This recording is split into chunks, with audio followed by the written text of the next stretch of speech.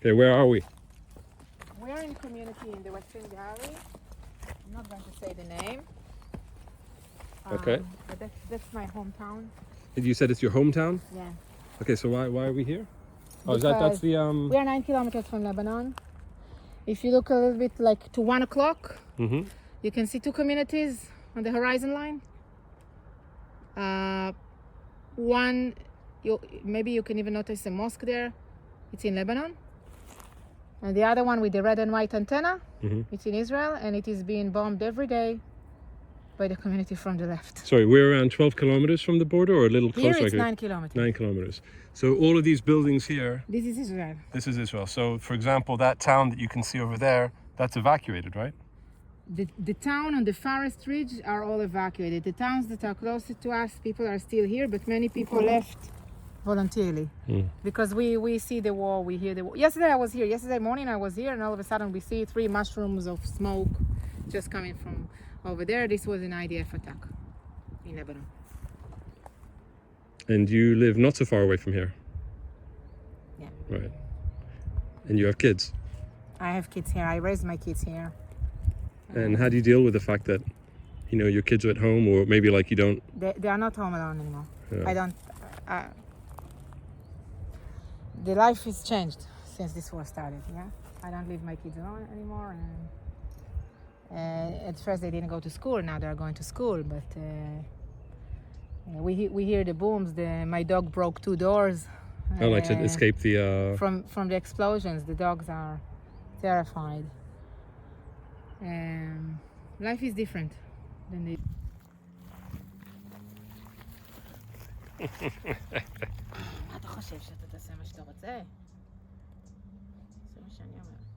Okay, so Sarit, where are we going? We are heading to Rosh Pina, and from there to Kiryat Shmona. What's Kiryat Shmona? Kiryat Shmona is the biggest town that was evacuated. He was just driving the opposite direction. Yeah, where's he going? I don't understand what he was doing. Kiryat Shmona is the biggest town that was evacuated. It has 22,000 people, and 90% are not there. We're going to meet the rabbi. Okay. But first Rosh Pina. And first Rosh Pina. And Rosh Pina is just, we're going to meet somebody who lives in a kibbutz next to Kiryat Shmona. Who became, during the war, he became a local leader. He established a lobby. The name of the lobby is 1701, after the United Nations Security Council resolution that was supposed to create a new order in South Lebanon to bring security to the people in South Lebanon and in Northern Israel, and none of that happened. So surprise, surprise. Surprise, surprise. So he established a lobby of people that are living here, residents, to put the pressure on the Israeli government to actually solve the problem, not to satisfy it with any compromise that will not solve the problem. Okay. He will tell you all about it. Okay.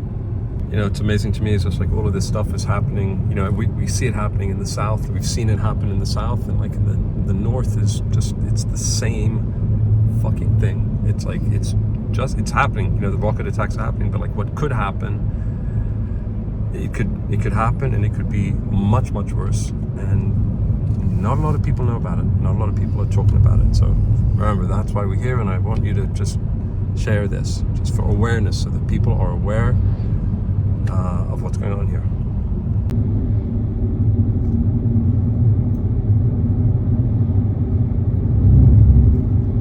What's that flag? Where are we?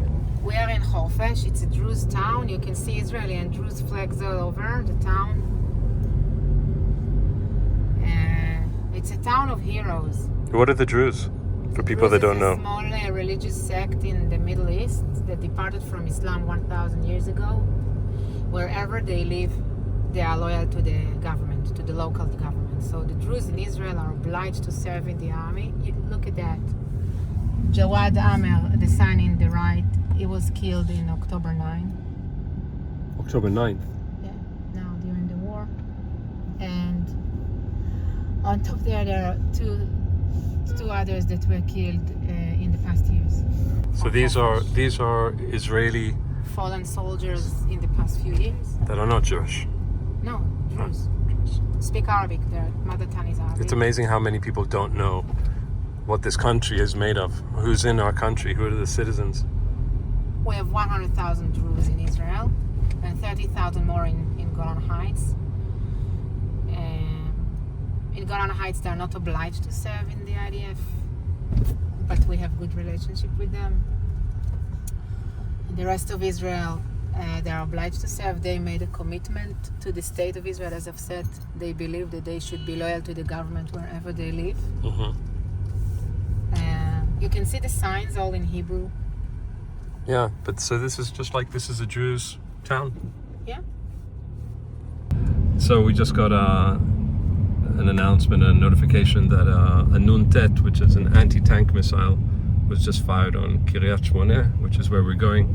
So that's why we have some helmets and bulletproof or shrapnel-proof vests in the back, but that's where we're going. And the problem with anti-tank missiles, as Sarit was explaining to me, is that now some more Jews women, is that when you're in a tank and you have missiles, anti-tank missiles, then the tank can protect itself. It's got the technology, but they're using them against civilians, and you can't protect yourself against an anti-tank missile. But we're going anyway. So we just passed Kibbutz Sasa. It's a regional school in Kibbutz Sasa. Kibbutz Sasa is evacuated. It means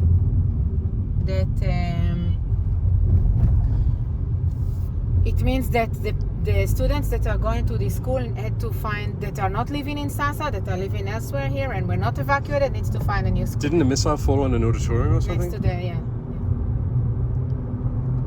And right now we're kind of like, we're on the other side of the kibbutz. So one side is facing Lebanon and the other side is facing Israel. And the so side that's facing Lebanon, we can't, there are military closures there, we can't go on that side. Can't go. Well, we can go, but we are risking our lives. Yeah, let's not do that. Yeah. We had to stop for lunch. 20 minutes from Hezbollah. Yeah, 20 minutes. I didn't even notice. Yeah, bring them home. Okay, come out on me, cover. Okay. Okay, just finish the coffee. So, Time. Café shachor, that's the Israeli way to do it. Alright, how many people are left? So we were on our way to Kiryat Shmona, which is really literally on the border, and the IDF just assassinated the deputy commander of the elite unit of the Hezbollah. And around 20 minutes ago, they also shot an anti-tank missile, actually on the road that we were on, going to go on. So we've been instructed not to go there, so we won't be going to Kiryat Shmona. We stopped to get some food, which is pretty bizarre. Like 15 minutes from here is where it happened, and look, we're over here. We're able to get a falafel, which is very good. But we might get some action soon, so we have to leave. Nuts. Absolute nuts. Okay, I know it doesn't look very dramatic what I'm filming, but actually this guy that we just got is a really big deal. It's front page news right now. We really hit them hard, and now the whole of the north is in what we call a konanut, which is like emergency mode, and ready for attacks. So we're not sure what we're going to do now, but that's just the way it is. You got to kind of roll with the punches here. We're literally 15 minutes from the border, so we're going to go further down south and see what we're doing next. I think we might try and talk to a guy called Nissim who can give us some more information. That town up there, evacuated. You can see the name, Al-Kosh.